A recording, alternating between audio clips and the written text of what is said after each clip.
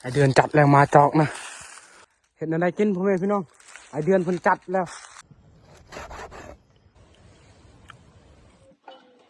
สบายดีพ่อแม่พี่น้องสบายดีตอนแรงๆเฮาก็สิคั่วปลาหลังจากกินข้าวแล้วคั่วปลา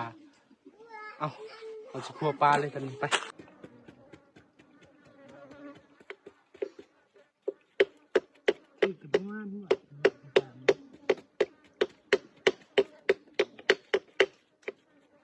พูดเน่าไว้สุดยำขึ้นครับ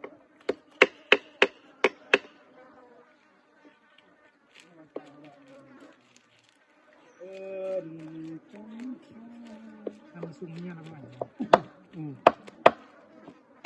มันมีกันนี่มาที่ที่ใจเนาะ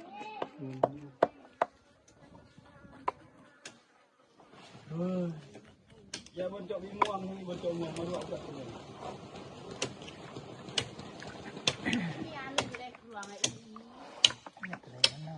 ตัวพื้นเนี่ยเชื่อช่างเขาแกมาฟังตัวพื้นแต่จบวันที่ชอบมองอยู่มีอะไรไปออกไปให้กันดูไรมาชมดูเรื่องตัวเชื่อตัวพาแล้วพอมันตัว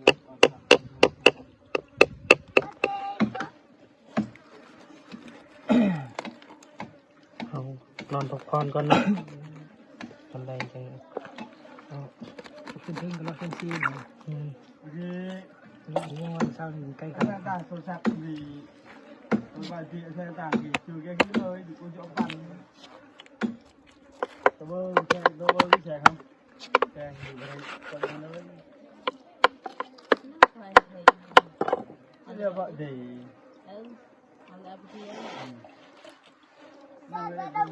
ทำขึ้นมาห้องกงจริงไม่ต้องเข้าคือช้าเข้าไหล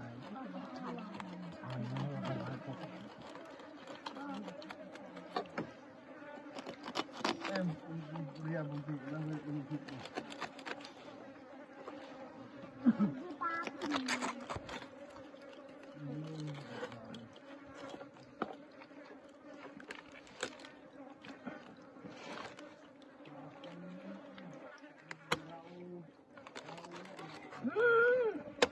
ติ๊กปีวผมล่ำ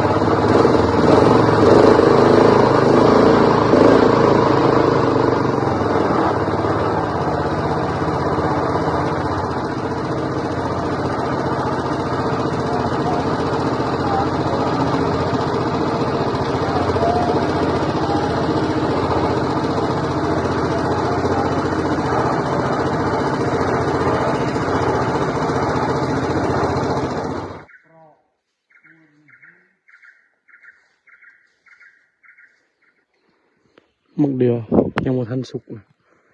มึงดุกอะไร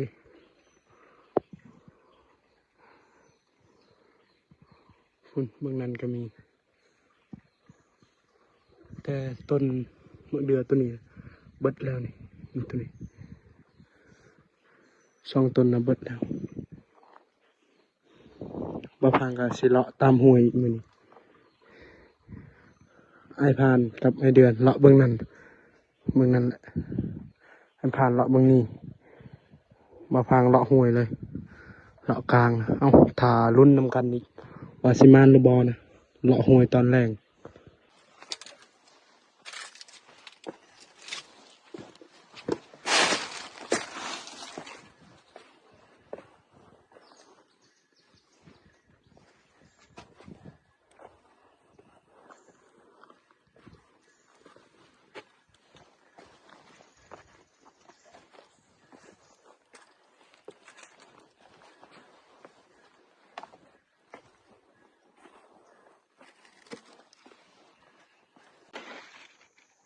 สังเกตเบิ่ง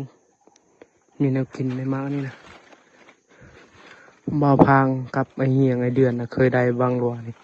มันกินมากนี่แหละจากดอกอย่างนี้นะบนมันหักมันสับมาเลยนี่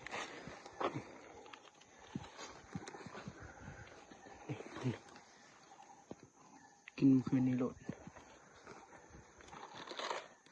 บ่กินหลายเลยสับไปเลย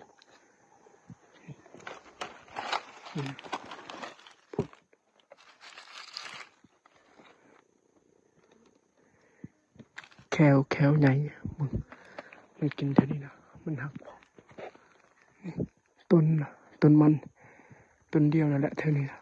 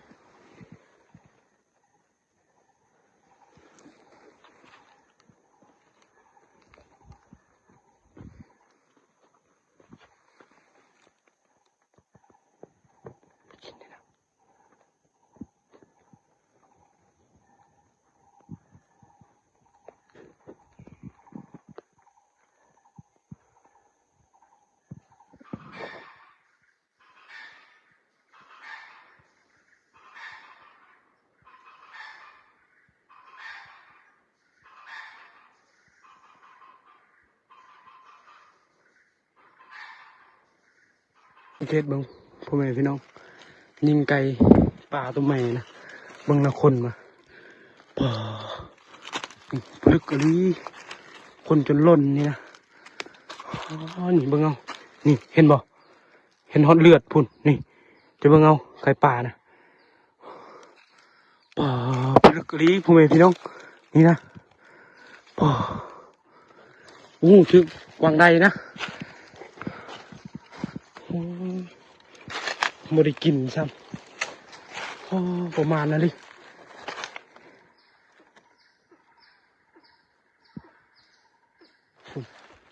หอกมาชนเลย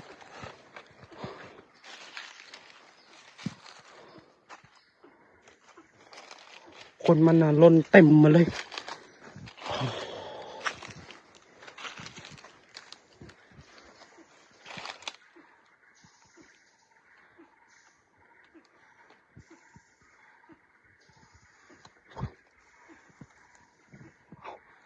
ฉันอยากปืนยิงกระหอกก่อน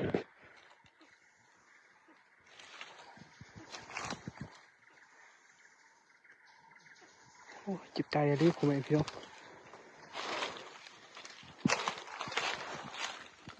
ไก่ปลานะประมาณ6 โตไก่แม่นะไก่แม่4ไก่ผู2นะนี่พอดีเห็นพอดีนะไก่เห็นมาพางก่อนนะขอกำลังสิเขา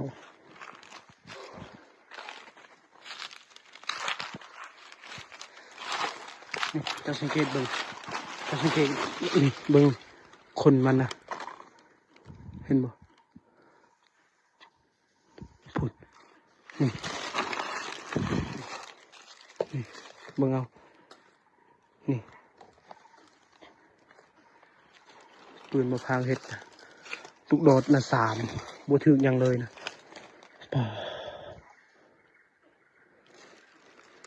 มาพางได้ยินแล้วเสียงแสกทางนาตูลิงนะทางตูลิงพอดีได้ยินเสียงแสกเพราะว่ามาพางนะผมมีไก่ต่อนะไก่ตอมอยู่นำไอ้พานนะพอดีคอยเลาะหวยพอดีเห็นไก่ตัวผู้นะพอดีมันบินแล้วก็มันห้องเลยนะมันห้องพอดีมาพางค่อยไปพอดีเห็นนะเห็นไก่ตัวหนึ่งอีกไก่ผู้แล้วบินออกพอดีไก่ป่านะ3 โตนะบินออกก่อนพอดี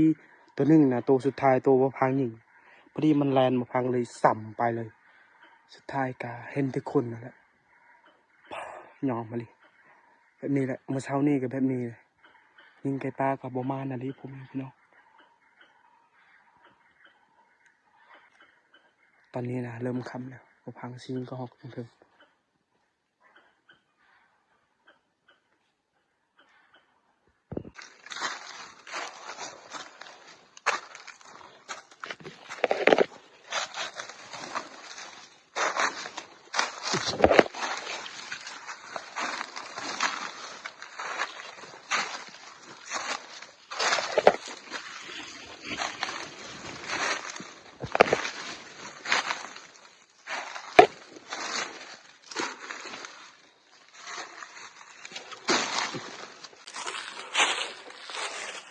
ดักบันนั้นพอดีไอเดือนเอิญนะไอเดือนพาเอิญไล่เถื่อไอเดือนมามานแล้วบุหูจักมานนี่ยังนะอ้าวเมื่อยแลนนี่โอ้เอายังได้กับพาติดตามกันนะว่าไอเดือนเพิ่นได้ยังนะเพิ่นว่ามานแล้วมาพังตุกไตก็เลยแลนนะมาพังเลาะเทวห่วยนะพอดีไอเดือนเอิญขึ้นหาไอเดือนอยู่เทิง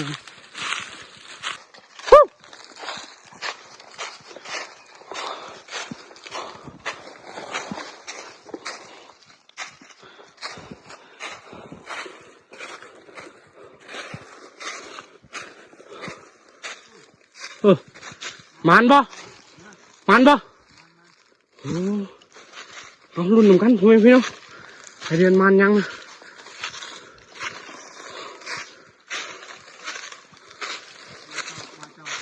อ๋อมาจ้อ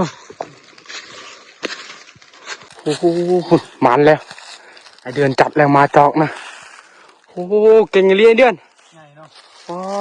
หากเห็นครั้งแรกในชีวิตพ่อแม่พี่น้องคุณถ่ายไกลๆเอาพ่อแม่พี่น้องยันติดเรื่องนะเบิ่งนะอ๋อตุ่มไก่คุณเห็นอะไรกินพ่อแม่พี่น้องไอเดือนเพิ่นจัดแล้วไอเดือนเอิ้นนะลายบาทอันนี้มานแล้วบ่ฟังอยู่ห้วยนะพอดีแลนที่เห็นมาจอกอ๋อโอ้ลึกใหญ่อะลีฮะก็เห็นนะเคยเห็นในคลิปไอมอนนะแต่เดี๋ยวนี้นะเห็นตัวจริงแล้วโอ้ไอ้อะลีตัวแม่นะเอาก็สกับแล้วมันนี่มานแล้วแม่นจะคิดว่าตัวยังนายเดือดผลิตนะที่ว่าสัตว์ใหญ่เลยตัวหมูตัวผามันไปไวแล้วก็หยุดแล้วก็มันไปค่อยๆคือว่าไก่ปลาได้ยินไก่ปลาเบิ่งเจ้าพอดีมัน3 โตเลยจัดเอาเลยครั้งแรกในชีวิตใหญ่เนาะใหญ่โอ้หมาแล้วเดือนในพลาดโอ้มื้อเช้านี้เนาะผิดพลาดวันนี้จับแน่นอนปลาประมาณน้ำไอเฮียงนะแม่นไอเฮียงเมื่อกระมานเลยเอาก็สิกลับบ้านบ่ดิครับไป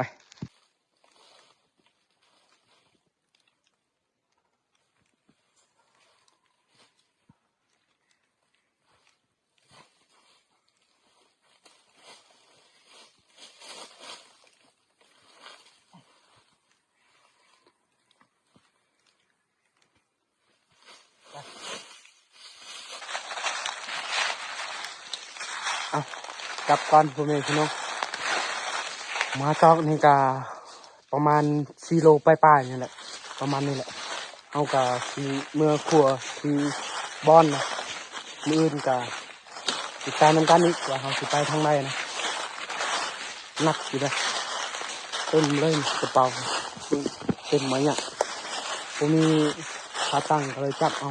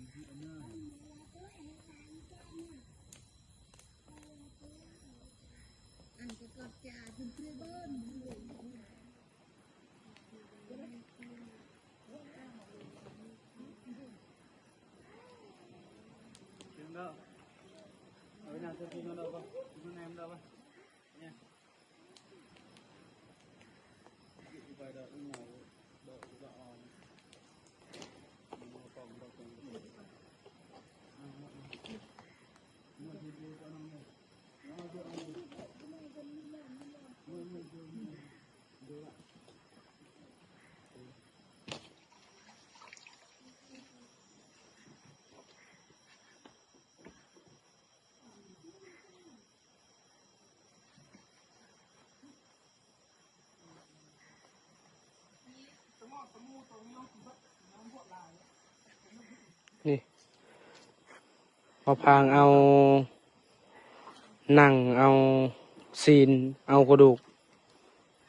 เบื้องนี้นะกระดูกเบื้องนี้นะซีนถ่ายไกลเอาพ่อแม่พี่น้องยานติดเรื่องนะนี่บ่พังกระสิปีกนะลองกินเบิ่งครั้งแรกนะเด้อพ่อแม่พี่น้องกินซีนนำกัน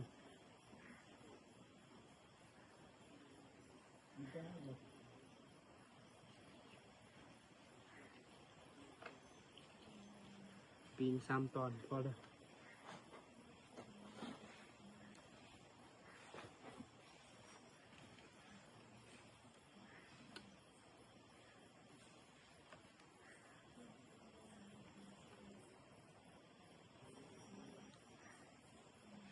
ถ้าเคยกินครั้งแรกแบบบุเคยแบบย่านนะย่านกินดิบแล้วก็สิปีนสุกแล้ว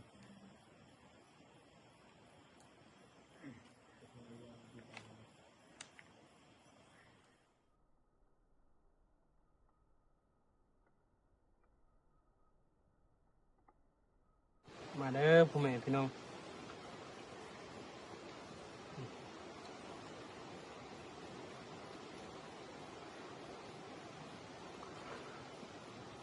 อืม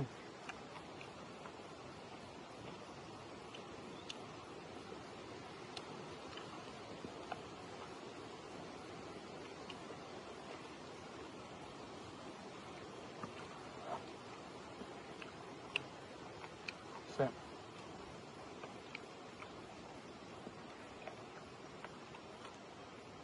กินข้าวคนเดียวพ่อแม่พี่น้องมีหมูอันนี้ก็ต้องเข้าใจไอเดือนกับ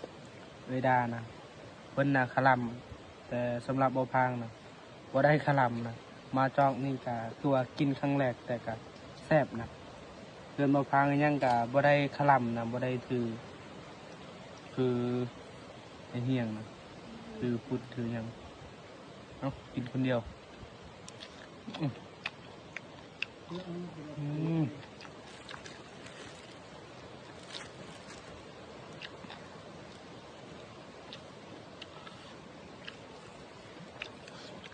คำยังไง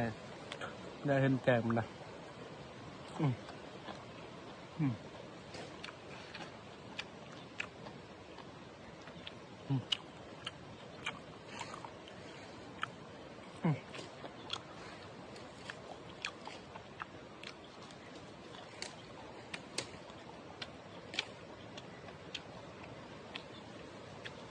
แซ่บนะซีนอ่ะขอเวลากินข้าวก่อนแม่พี่น้องกินข้าวแล้วก็สิพักผ่อนนะมื้ออื่นเช้าก็ถ้าติดตามนำกันอีกว่าเฮาสิไปทางใดตอนนี้นะรู้สึกว่าลมนะลมแห้งคันแบบนี้นะเมื่อบ่ได้สิเฮ็ดเบิ่งต้นใหม่นะลมแห้งอะไร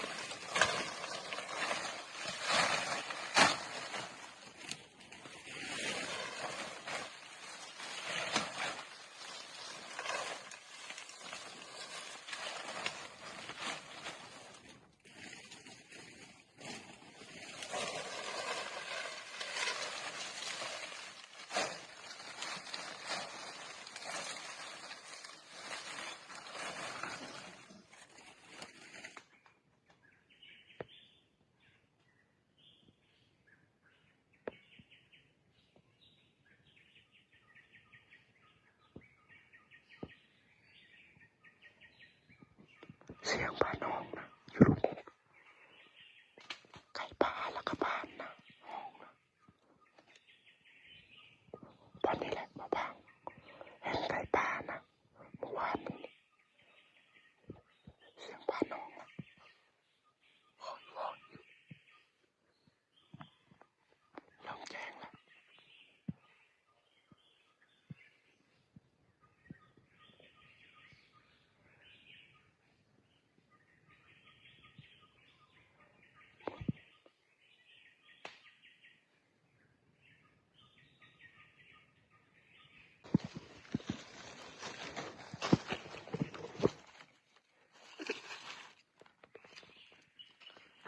ได้ตัวแรกแล้ว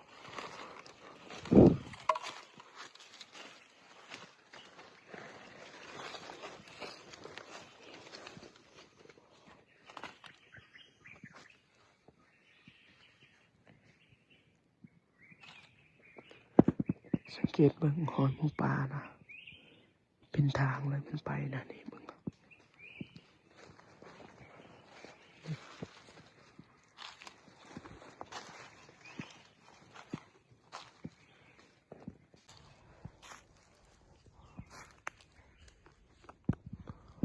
หอยหมูป่า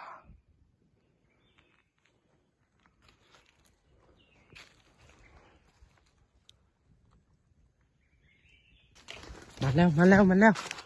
โอ้นี่ขอกหมอพ่อแม่พี่น้องนี่3 บาทนะตุบแตบโหลดเป็นเดือนเห็ดนะนี่ว้าเห็ดอะไรกินพ่อแม่พี่น้องมันนี่ตัวผู้นะเขาสวยโพดนี่เบิ่งเอาใหญ่นะระดับเลยนี่เห็นอยู่นะมันมานะแต่กะยิ่งกับยันโบทึกนะให้เดือนเพิ่นอยู่ถึงเพิ่นจัด3 บาทจึงตกนะเอาหางคิดไอเดือนยิ่งยังปอบตกโอ้ยละซ้ำตลอดคันปืนแก๊ปนะคือว่าบ่ได้แล้วตายนะด้นนาลีได้ก็ห้องมอนหมานแล้วได้2 แต้มเลยตอนค่ำๆนายเดือนใดก็หอกตัวหนึ่งนะก็หอกแดงตัวนี้เฮาได้ก็หอกมอเพิ่มอีกจังได้กะทาติดตามนำกันอีกว่าเฮาสิได้เพิ่มอีกหรือบ่นะถ้าหมูป่ากะพวกเขานะเพราะว่าอยู่ถึงบุหูจากไผ่มาจูดปลาเท่านี้เขาไปหากินเขาจูดปลาหอยหมูป่าเท่านี้นะอาหยักเลยคันมีกับดักนะใส่ไว้เท่านี้นะมีรุ่นอยู่เลยผมเองพี่น้อง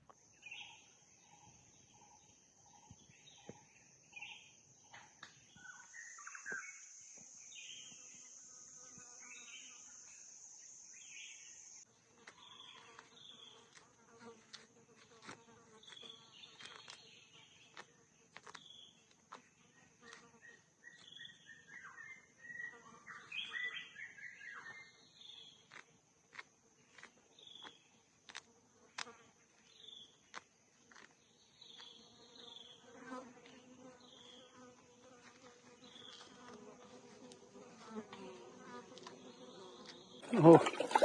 หอนบอลนะไอพานยามมองกับมานอยู่เลยว้า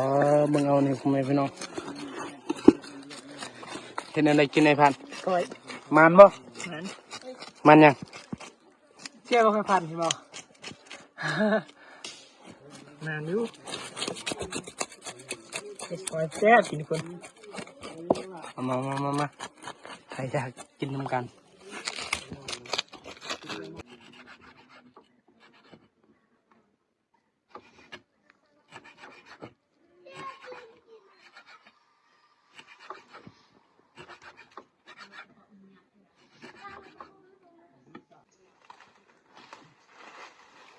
หมดสม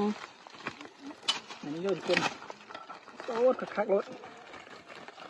ตัวนี้ผมมีแล้วคุณเลย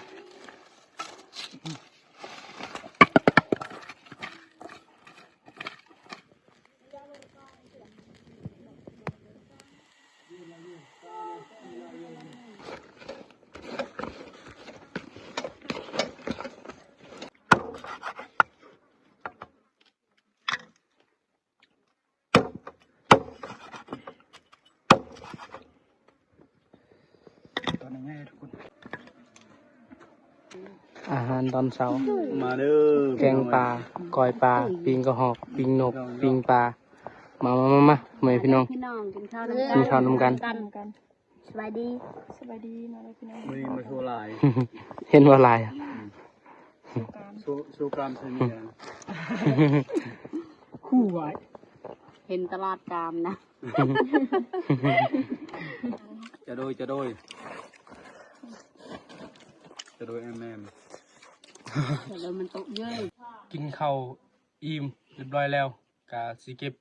เครื่องเก็บของสิเดินทางเมื่อบ้านนะมื้อนี้นะไปรัดกะม่านอยู่ได้ก็ห้องหมอแล้วก็ห้องน้อยใช้ได้ไก่ปลาคันนะติดกับบางไห้แต่กะบ่ม่านนะมันบ่เข้าเพราะว่าอยู่เทิงนะเขาจูดป่าใหม่เท่านั้นนะก็เลยไก่ปลาก็เลยแบบย่านก็ฮอกก็ยังย่านนะไอ้เดือนว่าเข้าฮอดกุ้งบางไห้แล้วก็แล่นนี่นะมันบ่กินซ้ำเอ้ามื้อนี้ก็คือว่าได้หลายอย่างนะฝากคนทางบ้านมีป้าแล้วก็ฮอกนกฮอกน้อยแล้วก็ได้มาจอบนะมาจอบมีแต่บ่พางเลยกินได้ไอ้อายเพิ่นก็คลำนะคลำเบิดเฮือนเลยเอ้าสำหรับคลิปนี้ก็สิบ่มีหยังหลายก่อนอื่นก็ต้องขอบใจพ่อแม่พี่น้องที่ติดตามและให้กำลังใจบ่พางโดยมาตลอดคลิปหน้าพบกันใหม่บ๊ายบาย